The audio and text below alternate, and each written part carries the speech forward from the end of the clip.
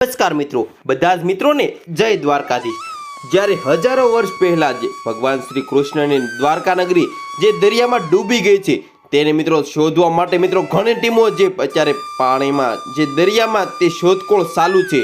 ત્યારે ભારતીય પુરાતત્વ જે સર્વેક્ષણની જે ચીપડેગ પુરાતત્વ જે શાખા જે આ ગુજરાતના દ્વારકા અને બેટ દ્વારકા ખાતે જે પુરાતત્વીય જે સંશોધન કરી રહી છે, જેમાં દ્વારકા ઐતિહાસિક પુરાતત્વીય અને સાંસ્કૃતિક રીતે જે ભારતમાં એક મહત્વપૂર્ણ સ્થળ છે, જ્યાં પ્રાચીન ગ્રંથોમાં તેના ઉલ્લેખને કારણે તે લાંબા સમયથી જે સંશોધનનો વિષય બની રહ્યો છે। કેમ કે ઘણા ઇતિહાસકારો અને પુરાતત્વવિદોએ આ વિસ્તારનો અભ્યાસ કર્યો છે।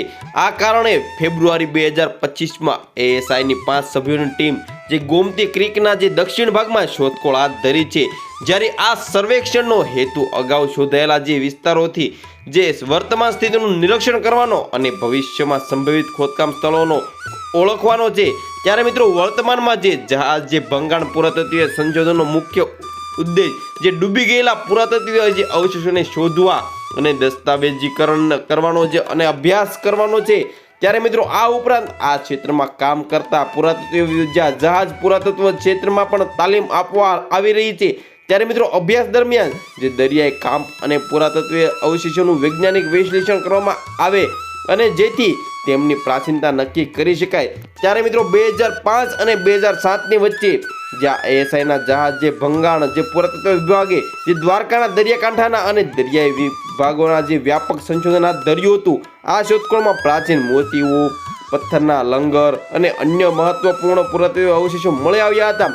જો કે દ્વારકાધીશ મંદિરની આસપાસ ખુલ્લા વિસ્તારના અભાવે ખોદકામ ફક્ત મર્યાદિત વિસ્તારમાં થઈ શક્યું હતું। 2007માં મંદિરના ઉત્તરીય દરવાજા પાસે આવેલા જે ખોદકામમાં 10 મીટર ઊંડા અને 26 સ્તરો ધરાવતા બાંધકામો પણ મળી આવ્યા હતા। અહીંથી લોખંડ અને તાંબાની વસ્તુઓ જેવી કે વીંટીઓ, માળાઓ અને માટી કામ પણ મળી આવ્યું હતું।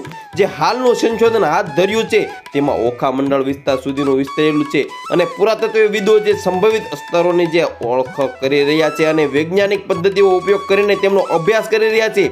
આ સંશોધનમાં 9 પુરાતત્વવિદોએ એક ખાસ ટીમ ભાગ લઈ રહી છે, જેમને જહાજ પુરાતત્વનું જે ઊંડાણપૂર્વક જ્ઞાન આપવામાં આવી રહ્યું છે। જ્યારે આ ટીમમાં 3 મહિલા ડાયવર્સ છે પણ તેમનો પણ સમાવેશ કરવામાં આવ્યો છે।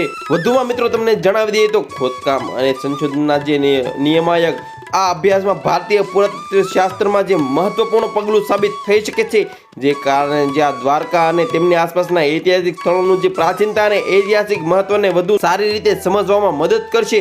ત્યારે મિત્રો જે દ્વારકા નગરી જે દરિયામાં ડૂબી ગઈ છે તેને શોધખોળ મિત્રો ચાલુ છે। મિત્રો આવીને આવી અપડેટ તમને મળતી રહે છે, તો મિત્રો અમારી ચેનલ સાથે જોડાયેલા રહો।